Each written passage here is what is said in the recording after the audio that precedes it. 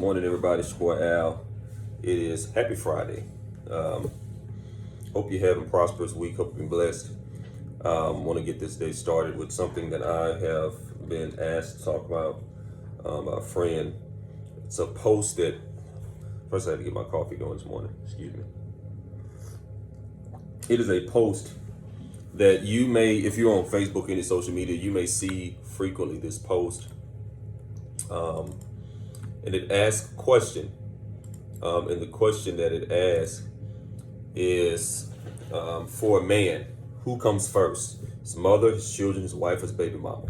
Who comes first? Now, for me as a man of God, this is it's a silly post because biblically, I know the answer to this. And if you're a Bible man or woman, you know, a man of God, a woman of God, you know the answer to this too. But there are a lot of people who live outside of the Word, outside of the Spirit, and have had circumstances outside of the order of God that forced them to have to make this choice. Who comes first? Mother, children, wife, baby mama. I don't even know why baby mama is in the equation, but it is what it is. So let's talk about it. So before we do this, I want you to know, as a man of God, as a pastor, a preacher, I'm going to come at this from a biblical perspective. It's the only way I know how. I know there's some things I'm going to say, and I want you to understand that I'm not trying to be judgmental or offensive to anyone. But when I do this, I'm doing it as somebody who's talking about someone who's trying to live in the order in which God intended. So here's what we're going to do. First thing we're going to do is we're going to give you the answer to who comes first. And then we're going to do process of elimination, tell you why it's not the other choices. So when it comes to who's first, who's the first priority for a married man, not a baby daddy or nothing like that, but a married man. Who's the top priority? Who's the number one priority? The mother, the daughter, the children, the wife, or the baby mama, if there is one. We know that there are baby mamas, there are things that happen. Men and women have children out of wedlock and then get married. So who comes first? The answer is, beyond a shadow of a doubt, from a biblical perspective, the answer is the wife comes first. No questions asked. The wife comes first. A man's wife is his number one priority over the mother, over the children, over baby mama, if that be applicable. No questions asked. Here's why it's not the other choices. It's not the mother. Here's why it's not the mother. The Bible tells us a man would leave his mother and father and cleave to his wife. When it talks about leaving the mother and father, what it's basically saying, when you translate that, it basically means give moms a break. Give mom and dad a break from their parental duties. Release them from having to be your provider, your nurturer, your pamperer, the one who comforts you when you bump your knee. Release them from that. Release them from having to be your defender. Release them from all of that. Cleave to your wife. Your wife is now all that they were. Your wife is that, and you're that for one another. So not just leave the house, not just go get your own apartment, your own home, but literally, physically relieve your mother and father from their duties. Say, mom and dad, you're released from this. My mother, basically, I didn't know what she was doing at the time, but she basically had her own little personal ceremony to release herself from her parental duties over me. Now, anybody who knows Albert Princess II knows this. When it comes to Celestine Prince, she has hovered over me like a halo my whole life. People call me a mama's boy, mama's baby. She don't let nothing happen to her sons. She has been in my business her whole life. But when I got married, my mother called me and my wife to her house. The week after we got married, she called me and my wife to her house. She wears two rings that I have, a class ring and another ring I had, and she wears a necklace I have. She took the necklace off. She took off the rings. She put them all in my wife's hand. She closed my wife's fist and said, here, he's yours now. In other words, what my mom was saying is, I am now moving down a seat in my son's life. I've been that number one woman for him his whole life. You are his wife now. You sit in that seat. I am going to move down now. And my mother not only did that from a spiritual perspective, but that was a move of experience. Because my mother is the last of 11 children, right? She's a twin. She's the youngest. She's been married to my father 46 years. You best believe she's had to slide some people down and make sure that Albert Prince Sr., my father, has been the one sitting in that top seat. right? She's got a twin sister. She had Big Mama who's going to be with the Lord now, who she loves dearly. She's got brothers and sisters who she loves. A lot of them going to be with the Lord now. But her marriage could only survive with all these siblings, with all these, the Randolphs, a big family. Her marriage could only survive if Albert Prince was the one sitting next to her. Not Big Mama, not Aunt Chris, not Aunt Rose, not Uncle Fat, not Uncle Franklin, not Uncle James, but Albert Sr. had to be the one sitting next to her. And my mother, when she did that move, she was telling me, son, this is it for you now. Not me, her. I'm still mama. You still give me that respect. You still give your mother the honor, respect that's due to you. But I'm released from this. In other words, I'm not your, so when arguments go down, don't call me. That you two work that out. I am relieved from having to defend you. And a lot of men mess up having to choose between their wife and their mother because they won't release their mother from their motherly duties. They get into it with their wives, they call their mama. Or mama won't get out of the way like my mother did, still trying to be that motherly, have those motherly duties. When he's gotten a wife, you've been released from that. You're no longer that, moms. He loves you, you love him, that's still your son, it'll always be your son. But you are relieved from that. Him and his wife get into it unless it gets physically or violent.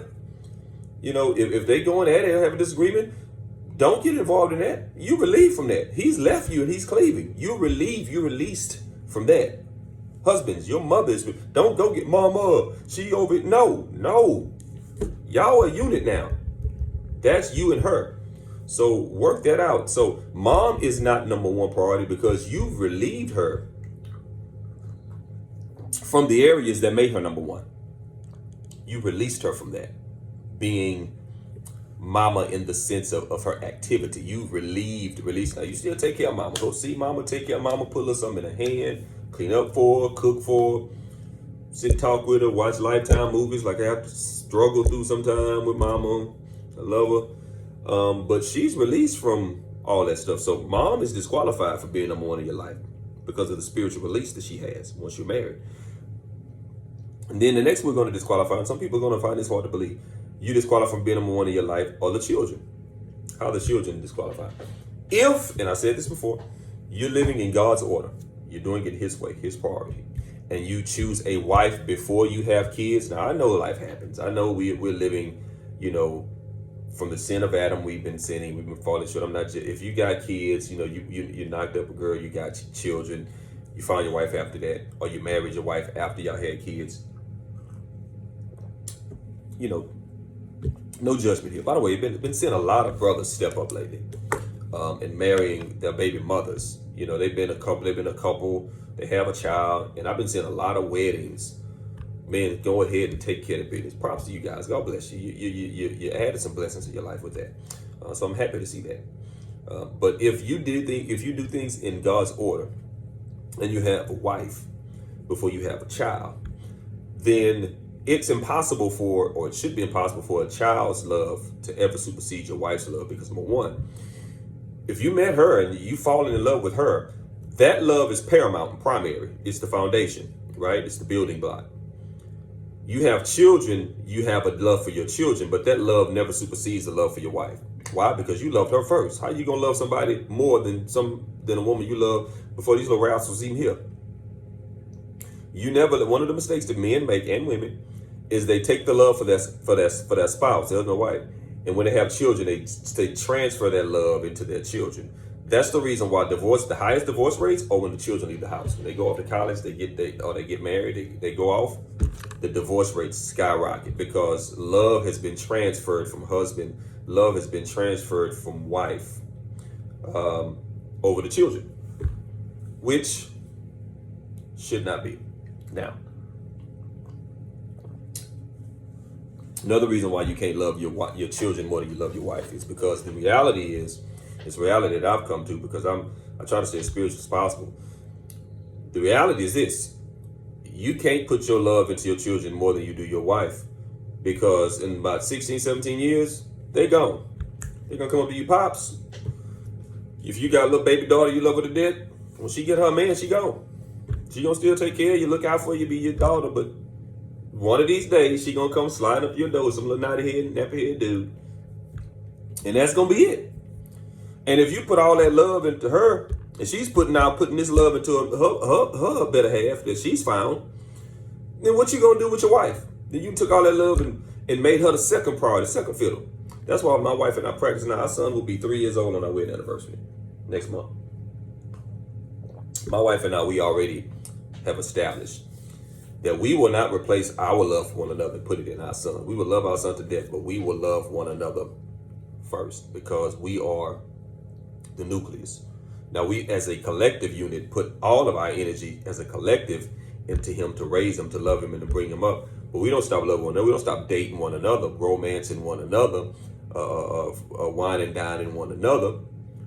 And what happens is you get too obstructed with the children, and let's be real, the children should be the number one priority, but always have a place for one another. Always have a room for romance, for whining and dining, for dating, for wooing. Men, you should always be wooing her. Women, you should always be, doing whatever it took to get your man. Keep that up. Keep that. I know it's hard sometimes with children and men. You have to help along, but you're dealing with someone who is only going to be really. And we get so enamored with how cute these kids are when they babies and all of that kind of stuff. They only going to be there for a few years, and then they're going to be a pain in your butt, and then you're going to be wanting them to get out your house. So, but if you're taking all the love from your wife, brother, and put it into your little cute little daughter or your handsome son, because you think you'll be a ball player that you wasn't, then what you gonna do when they get ready to leave? You gotta go back to try to re-fall in love with your wife, as opposed to letting that love grow. So you don't ever put your children out. Let's deal with this part of it now, because we understand that there are some people who have lived outside of God's intended order, right? There are some people who have had children outside of wedlock. Found a young lady later on, you married her. But you've had a child for years. You love this child for years, and this woman is just coming to your life, right? You've had on her 2-3 years, y'all got married, but you've got this long-lasting love for your daughter, your son. So how do you put this woman who you just met over the children that you've had? And I gotta admit, that complicates things. But again, you have to understand that, especially if that child is older, that child will be leaving and cleaving their own self. And yes, even though that love is longer, you have to learn to invest the proper amount of love into that wife and not put that child over your wife, even if you've had those children many years before you met your wife. You still have to prioritize keeping her first. And she has to know that she's first, so that will be a troubled home. You can't take baby girl's side over your wife. When wife goes to discipline, you can't be letting her drop the "you ain't my mama." You got to keep baby mama in check. But like, look, this is my wife. This is my home. You won't disrespect my wife and my home. And children are slick. A lot of people already know this. A lot of brothers already know this, because you live with your child a while and they've grown up and they start to give you this personality, and you already know the kind of games they can play. But you can't let your child break up your happy home. If you've had a child out of wedlock, you got your wife later on, and your child's 9, 10, and you met your wife, or 7 and 8 when you met your wife, or 4 or 5 when you met your wife, or 13, 14 when you met your wife, you still can't put them over your wife. They have to slide down the seat, right? Because the truth of the matter is, you will spend the most time, if it's with the intent, if it's marriage with intent, you will spend the most time with your wife. You do not invest the most love into the people you will spend the least amount of time with. You will spend the most time. If you've had a child and you spend time with that child, and you've been single and you got a wife, guess what? You still gonna spend the least amount of time in the long run with that child. Because that child's 10, 11, you ain't really got but 7, 8 more years before they get them a little dude or a little girl and they gone. And what I mean by gone, not necessarily gone from your house or gone from your life, but you don't see, and some of us know, we know when my mama couldn't find us, my daddy couldn't find us when we got us a little girlfriend and boyfriend. Come on now, you know how that works. And so still, you cannot put that child over your wife. I didn't say baby mama, I said wife. When you go to God and say, God, this is my wife, this is my better half. Can't put that child over your wife. Now, as far as the baby mama thing is concerned, I'm going to say this. You know better. You ought to know better. She is not your wife. She does not come before your wife. If you've had a child with her, give her the respect she deserves. Don't dog her in front of your children or your wife, because that kind of stuff rubs off on the wife, even if she is not the greatest of character. Don't build this resentment between her and your wife with that. If she is a great woman and it just didn't work out, keep it there. Take care of your priorities as you're defined to do, duty bound to do by the law. But still, let everybody know and present. Here's what's most important. Present what's most important to people. See, my father had a daughter before he met my mother, my sister Veronica.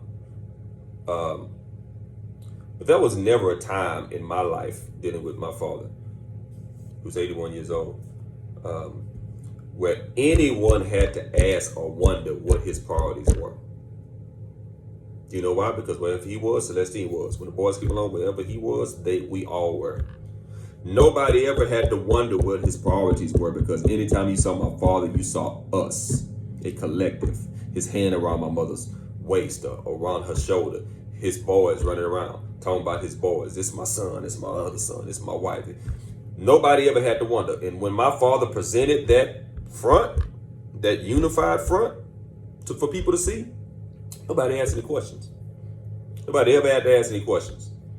And so, brethren, you won't have problems out of mama, children, a baby mama, or anyone if you present that front. Your wife, your children shouldn't have to find you. Functions go down, they shouldn't have to find you. Be the leader and present yourself as a unified front.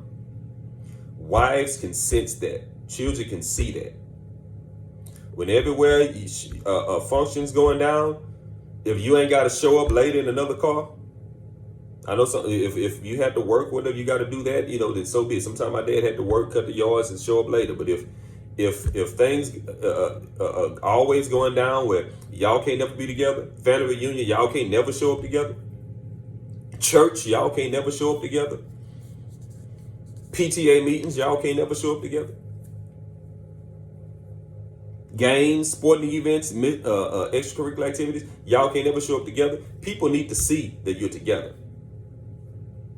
And when people see that you're together, they won't have to put posts like who comes first. They'll know who comes first because you're showing who comes first.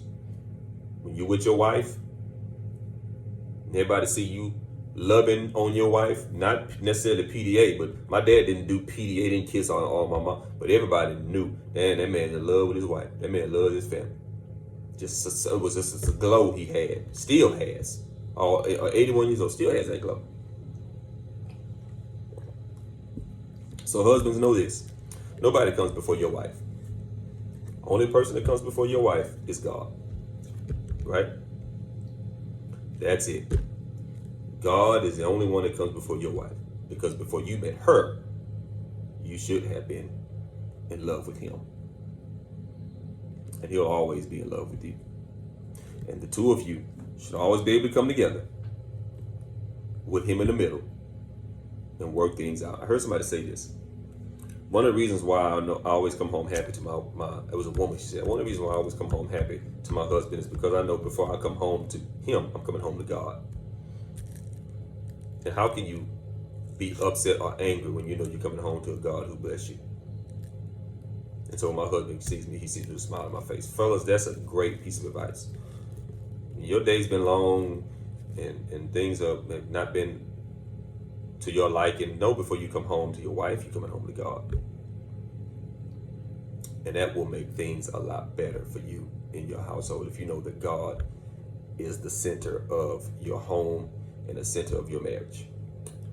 So outside of God, don't put nobody over your wife. I don't care who she is, who they are. I don't care what mama say, what daddy say. Nobody comes before your wife. Peace. Have a good Friday.